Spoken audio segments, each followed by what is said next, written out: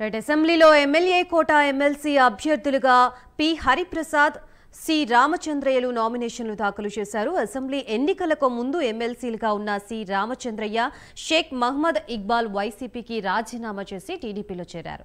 దీంతో ఇక్బాల్ ఎమ్మెల్సీ పదవికి రాజీనామా చేయగా రామచంద్రయ్యపై అనర్హత వేటు పడింది. దీంతో ఖాళీ అయిన 2 ఎమ్మెల్సీ స్థానాలకి ఈ నెల 12న ఉప ఎన్నిక జరగనుంది. దీంతో టీడీపీ నేత రామచంద్రయ్యకు ఎన్డీఏ కూటమి మరోసారి అవకాశం కల్పించింది. జనసేన నుంచి పవన్ కళ్యాణ్ రాజకీయ కార్యదర్శిగా ఉన్న పి హరిప్రసాద్ అభ్యర్థిత్వాన్ని ఖరారు చేశారు. దీంతో వారు ఇవాళ నామినేషన్లు దాఖలు చేశారు. ఇతర పార్టీల నుంచి నామినేషన్లు దాఖలు చేయకపోవడంతో వీరి ఎన్నిక ఏకగ్రీవం కానుంది.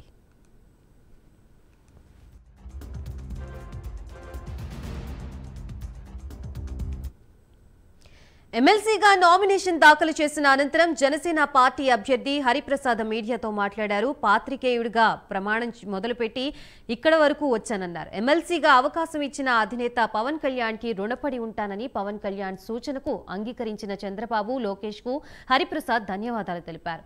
పాత్రికేయుడిగా అనేక సమస్యల మీద పరోక్షంగా పోరాటం చేశాను. ఇప్పుడు ప్రత్యక్షంగా ప్రజా సమస్యలు తెలుసుకుని పరిష్కరించేందుకు కృషి చేస్తానన్నారు హరిప్రసాద్.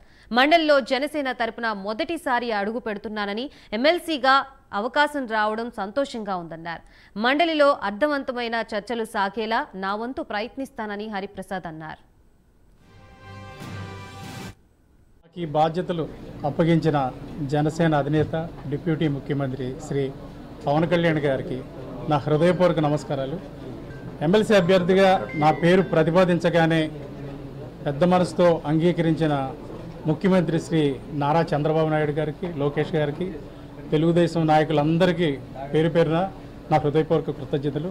ఇంతకాలం నాకు పార్టీలో వెన్నుదన్నుగా నిలిచిన మా నాయకులందరికీ, కార్యకర్తలందరికీ, ప్రేమాభిమానాలు చూపిస్తున్న ప్రతి ఒక్కరికి హృదయపూర్వక కృతజ్ఞతలు. ఈ ఎమ్మెల్సీ బాధ్యత నా మీద మరింత బరువు బాధ్యతలను పెంచింది. మీ అందరికీ తెలుసు, నేను మీడియా రంగం నుంచి ఇక్కడి వరకు వచ్చాను.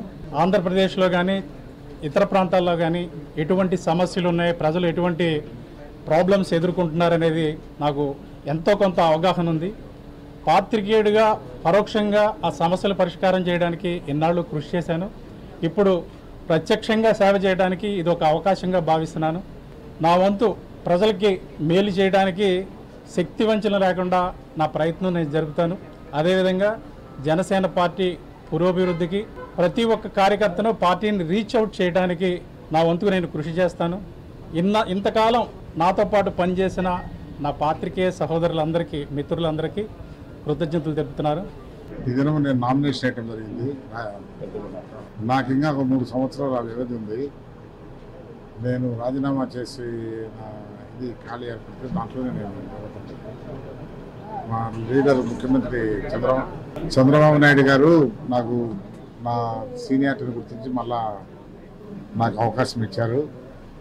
పార్టీ నిబంధనలకు అనుగుణంగా, పార్టీ ఇంట్రెస్ట్లో నా కొలీగ్స్ అందరినీ కలుపుకొని నేను నా టెన్యూర్ కంప్లీట్ చేస్తాను. నేను చంద్రబాబు నాయుడు గారికి కృతజ్ఞతలు తెలుపుతాను. ఈ సందర్భంగా నా కొలీగ్ ఫరూక్ గారు, గోపాలకృష్ణ గారు, వీళ్ళు నా నామినేషన్కు చాలా దోహదపడ్డారు. మా అడ్వకేట్ గారు చాలా సంతోషం. ఈ 3 సంవత్సరాలు నేను నిర్విఘ్నంగా కొనసాగుతుందని ఆశిస్తున్నా. తప్పకుండా పార్టీ ఆశయాలకు అనుగుణంగా నేను ప్రవర్తిస్తున్నాను, ప్రమాణం చేస్తున్నా. ఇంతకుముందు నేను కౌన్సిల్ మెంబర్గా ఉన్నప్పుడు ఆ రాక్షస పాలనను వ్యతిరేకించి నేను రాజీనామా చేశాను. కానీ నా రాజీనామాను చాలా క్రూయల్గా, చాలా కఠినంగా డీల్ చేశారు నా దాని ఇంతకుముందు రూలింగ్ పార్టీ. అయినా కూడా నేను పెద్దగా సీరియస్ తీసుకోలేదు. నేను ఎంతో ప్రిపేర్డ్గా ఉన్నా వాటి గురించి. ఈ రాష్ట్రంలో ఎన్నో లక్షల మంది అనుభవించారు ఇబ్బందులు. నేను అనుభవించే ఇబ్బంది ఎంత లేని నేను తృప్తి పట్టడం జరిగింది. ఆ విధంగా కక్ష సాధింపుగా చేయటం జరిగింది నా పైన. కానీ దాన్ని గ్యాప్ ఫిలప్ చేస్తానికి మా లీడరు